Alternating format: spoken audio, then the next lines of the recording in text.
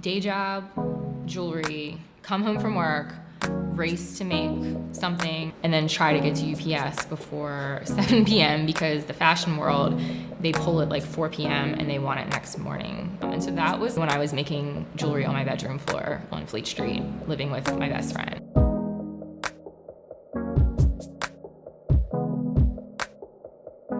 Everybody loves jewelry. Everybody can look pretty with jewelry. And so ever since I was like 16 years old, always knew that I wanted to be involved in this world somehow. And 10 years ago, my mom taught me the basics of jewelry making, and then we made awful necklaces for years. It was strictly hobby. And so then my senior year of college, I did my internship in New York City. And so I interned for Showroom 7, which they do Erickson Beeman jewelry in the basement there. The editors would come in and they'd be like, we need this fabulous something for a shoot. You'd go downstairs, tell the ladies, and then like an hour later they'd come up with something fabulous. And so I was like, all right, well, I like sort of do that on a much less fabulous scale. And so that is when I started like the Etsy shop. I realized I could make a business.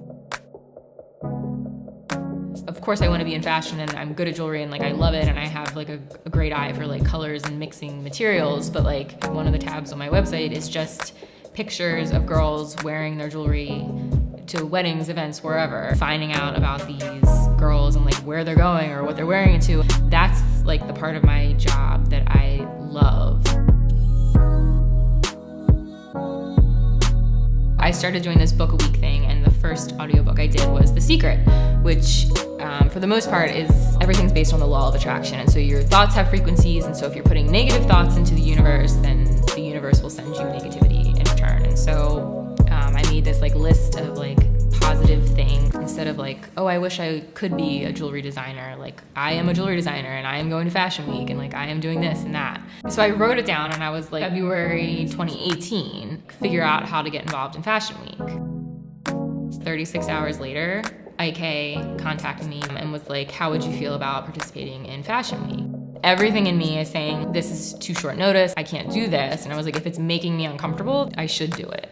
There's 30 looks. And so instead of making 30 pieces that I know will be perfect, now I'm open-ended and I have to make 60 pieces. In a 10-day period to figure that out was quite a challenge.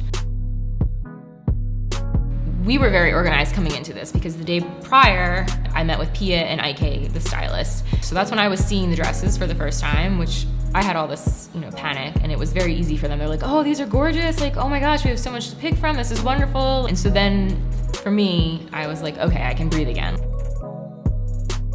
Seeing everything come together is awesome. Seeing everybody work so hard, all the different parts that go into a fashion show. Like, until you're there, I don't know if you realize how crazy it is. But then when you actually see it all come together, it's kind of like magical almost.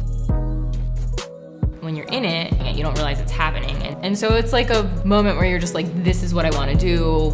I've got a long way to go, but like, I'm here. I just checked off another box. And like if I did that from Baltimore in my living room, like imagine what'll happen when I make the jump.